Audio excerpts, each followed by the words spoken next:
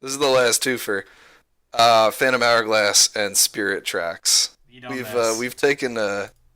taken a few jabs at these poor games. All right, let's just call it like it is. They look horrible. Oh, brother. They do. It would have been it was hard it was hard, like when I was talking about the Wind Waker and those characters and how the heads looked kind of disproportionate, but at least the backgrounds looked beautiful. These two games take away the background strength and keep the really awfully designed characters and just shrink them down. The games themselves look bad. The graphics just aren't crisp. They aren't polished, and it's a very un Nintendo like thing to do because typically Nintendo doesn't make the most graphically powerful games, but gets around that with really distinct art styles.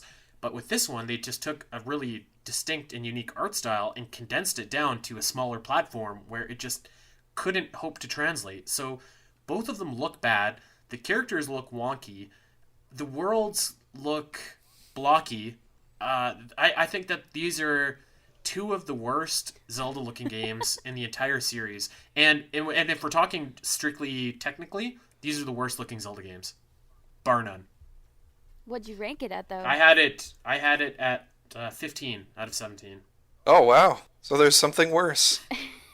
There's two things worse. Oh, So that's man. for guessing. Wow. I All I'll right. give you three I guesses know one as of to them. what is worse. um, I was thinking as Andy was going on that like kind of in old school Disney where they would have those straight to DVD or straight to DVDs, straight to video movie like sequel movies. Yep. That is the equivalent of the Oh, distance gosh. between Wind Wow. Waker. This is some. Straight to the DVD bin. Yeah, wow. This is like a analytical berry here. This was a precise kill. It's not like they're terrible games. They're No, not. they're It's just like how could you take that style and hope to condense it down like and that? don't get me wrong, some of those straight to the movie bin movies are still have good content. They just don't look as good as the original. And Shout out to Aladdin 2: Return of Jafar. yeah, heck yeah. But anyways, off that bunny trail, I always say this about Phantom Hourglass. I haven't played the train one, whatever it's called. The train one, Train one. Spirit Tracks. Spirit Tracks. Thank you. Oh, Everybody criminy. knows what I mean. Anyways, The train Zelda. I literally say this about Phantom Hourglass all the time. I love that game. It has a special place in my heart. But the proportions. How do you make a game where Link is the size of a door to a giant castle? Like, he literally is the same height as the door to the Temple of the Ocean King. I don't understand that. And it's just odd and awkward. And as much as I love Phantom Hourglass, I'm sorry, but the art style leaves a lot to be desired. Isn't the Phantom? Isn't the I said the Phantom Menace? Isn't the Phantom Menace one of your? It's one of your favorite Zelda games, right? Um, You play it every year at the Zelda Dungeon Marathon. I do. I wouldn't say it's one of my favorite Zelda games. It there's something about it that I just love, and which I think is really And it's cool. not the art style. Yeah, it's definitely not the art style. What did I rank this at? 14. I put it at 14. Ooh, brother. Oh, okay. Kevin, before you go, can I make a quick point actually? Because I can hear somebody countering my point already. So when Gooey was ranking this on the Player Power podcast, available on all major podcast apps, Spotify, everything like that, he was saying that he thought that Spirit Tracks actually improved quite a bit upon Phantom Hourglass in terms of art style and the technique and everything like that. And I disagree with that. But I will say that I do think that Spirit Tracks has the illusion of looking a little bit better because it's just a little bit more distinct from Wind Waker. Wind Waker literally, like Phantom Hourglass is literally a condensed version of the Wind Waker. They're the same thing, whereas at least Spirit Tracks gives you a train and something to distract you from that direct comparison. Does that make sense? Yeah. I love that as the like that could be a headline right there. Spirit Tracks. At least you have a train. The Zelda game. Love it. What do you think, Kevin? You making this 3 for 3? Well, yeah, I put this thing dead last. Wow. It's they. Oh man, it hurt.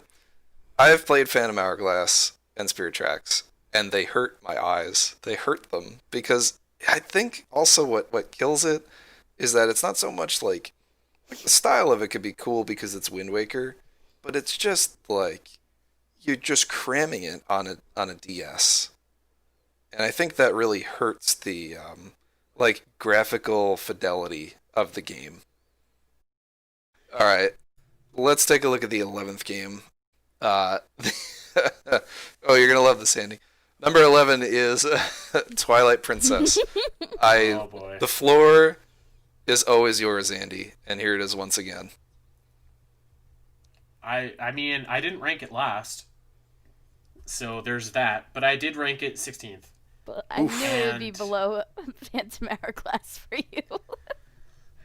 obviously on a technical level, Twilight Princess is a far better looking game than Spirit Tracks and Phantom Hourglass.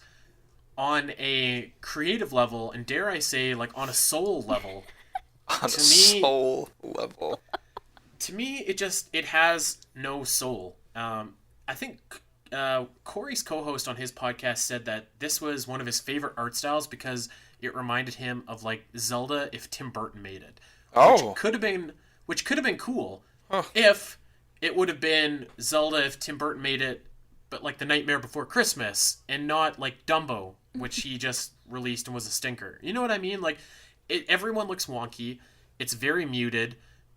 There's to me, there's just far.